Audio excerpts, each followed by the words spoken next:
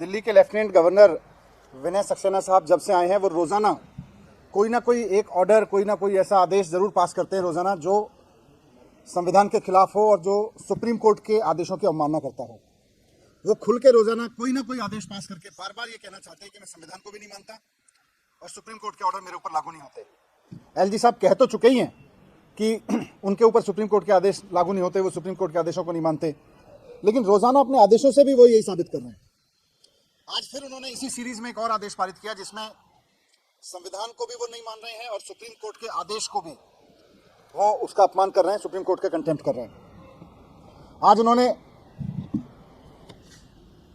उन्होंने दिल्ली में अरविंद केजरीवाल जी की सरकार द्वारा, मुख्यमंत्री अरविंद केजरीवाल जी की सरकार द्वारा कैबिनेट द्वारा पास 4 साल पहले पास प्रस्ताव को आज पलटा है। 4 साल पहले सीएम साहब के नेतृत्व में दिल्ली सरकार ने, दिल्ली की कैबिनेट ने बिजली कंपनियों में 4 प्रोफेशनल डायरेक्टर्स की नियुक्ति की थी।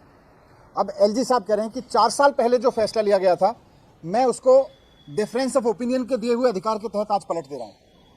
दिल्ली की कैबिनेट ने फैसला लिया, मुख्यमंत्री ने फैसला लिया, एलजी साहब के पास में कोई अधिकार नहीं है कि वो दिल्ली सरकार के बिजली संबंध में लिए गए फैसले को पलटें। उनके पास केवल डिफरेंस ऑफ ओपिनियन का अधिकार है, उसकी भी एक प्रोसीजर है, मैं उस पर आऊँगा। लेकिन 4 साल पहले से जो डायरेक्टर्स काम कर रहे हैं, 4 साल पहले दिल्ली की सरकार ने, कैबिनेट ने जो फैसला लिया उसको 4 साल बाद पलटने की एक नई रीति शुरू की है इन्होंने। कहते हैं मैं संविधान को नहीं मानूंगा, सुप्रीम कोर्ट के आदेशों को नहीं मानूंगा, 4-4 साल पुराने फैसले पलटूंगा, फिर तो 20 साल पुराने फैसले भी आप पलटने लगोगे इस तरह से, फिर तो आप 10 साल पुराने फैसले उठा के पलटने लगोगे। ऐसा अधिकार आपको किसने दे दिया एलजी साहब? आपके पास संविधान में केवल और केवल 3 विषयों पर निर्णय लेने का अधिकार है, पुलिस, जमीन और पब्लिक ऑर्डर। पुलिस के अलावा, पब्लिक ऑर्डर के अलावा, जमीन के अलावा एलजी साहब किसी भी मामले पर निर्णय नहीं ले सकते, केवल ओपिनियन दे सकते हैं जब मंत्री कोई निर्णय लेगा। निर्णय लेने का अधिकार मंत्री के पास है, निर्णय लेने का अधिकार सरकार के पास है, मंत्रिमंडल के पास है, मुख्यमंत्री के पास है। मुख्यमंत्री या मंत्री कोई निर्णय लेंगे तो आप उसकी सहमति असहमति दे सकते हैं, लेकिन आप 4 साल बाद उठा के किसी फैसले को पलट नहीं सकते। 4 साल बाद आज आपने जो फैसला पलटा है उस पर लिखा है कि मैं डिफरेंस ऑफ ओपिनियन के तहत ये चेंज कर रहा हूं। मैं फिर से कहना चाहता हूं कि डिफरेंस ऑफ ओपिनियन का अधिकार सुप्रीम कोर्ट ने, संविधान ने उनको दिया है, डिफरेंस ऑफ ओपिनियन का अधिकार एलजी साहब को दिया है।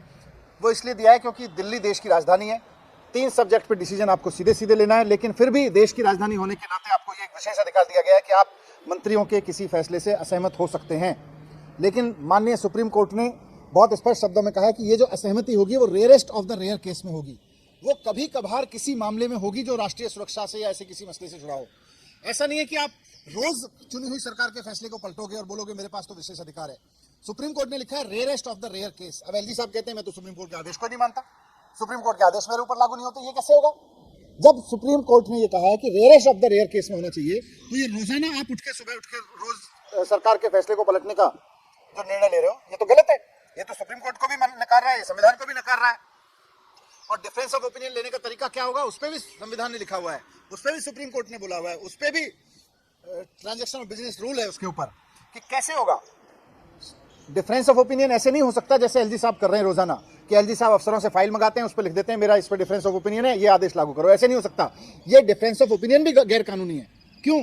क्योंकि कानून में लिखा हुआ है कि डिफरेंस ऑफ ओपिनियन तब करेंगे एलजी साहब जब मंत्री कोई निर्णय लेगा, मंत्री निर्णय लेकर एलजी साहब के पास भेजेगा। एलजी साहब अगर कहेंगे कि साहब इस पे अलग है तो एलजी साहब की ड्यूटी है, ये कानून में लिखा हुआ है, एलजी साहब की ड्यूटी है कि पहले मंत्री को बुलाएंगे, उससे चर्चा करेंगे। लिखा हुआ है कानून में कि पहले चर्चा करेंगे, और चर्चा में अगर मंत्री के और उनके बीच में सहमति नहीं बनती है तो वो मुख्यमंत्री को कहेंगे कि एक बार इस पे कैबिनेट में चर्चा करो। मंत्री नहीं मान रहे, कैबिनेट मान जाए, और कैबिनेट भी नहीं मानेगी तब एलजी साहब के पास ये पावर है कि वो कोई निर्णय लेंगे और सेंट्रल गवर्नमेंट को कहेंगे भाई इस पे डिफरेंस ऑफ ओपिनियन है। उससे पहले एलजी साहब के पास कोई पावर नहीं है।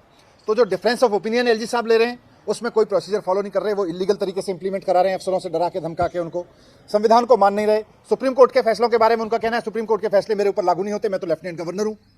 आप संविधान के आदेश पे चलते हो, भारत में ही रहते हो, भारत में कहीं एक राज्य में एलजी हो, आपको संविधान को भी मानना पड़ेगा, सुप्रीम कोर्ट को भी मानना पड़ेगा, नियम कायदे कानूनों को भी मानना पड़ेगा। आप जिस पार्टी के होंगे, ऐसा नहीं है कि दूसरी पार्टी की सरकारों के बारे में आप बोलें उसकी पार्टी का कोई भी फैसला मैं कहीं से भी उठा के पलट सकता हूं।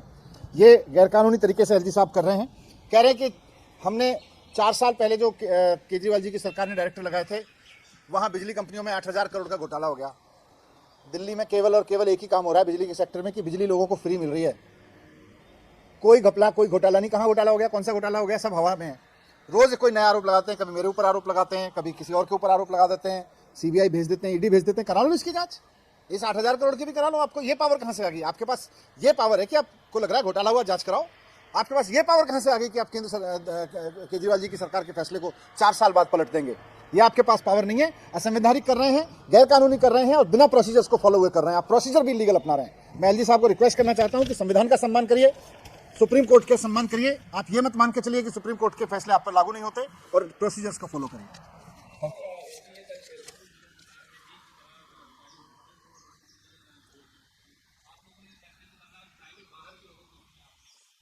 बिजली कंपनियों के बोर्ड में प्रोफेशनल्स को लाना कोई गलत नहीं है, और ये सरकार की पॉलिसी है कि सिर्फ अफसर क्यों बैठेंगे, प्रोफेशनल्स को बैठना चाहिए। सारे बोर्ड्स में प्रोफेशनल्स को बैठना चाहिए।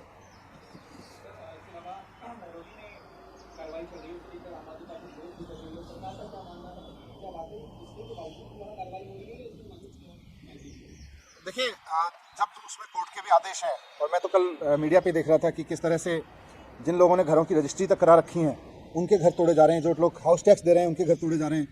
तो ये भारतीय जनता पार्टी को करना तो कुछ आता नहीं है, तोड़ना ही आता है। संविधान तोड़ेंगे, सुप्रीम कोर्ट के आदेशों को तोड़ेंगे, लोगों के बने बनाए घरों को तोड़ेंगे। बीजेपी कुछ बनवा भी दे, करते हैं ये सब अपनी मनोहर कहानियों में, पता नहीं क्या क्या कर रहे हैं। Thank you.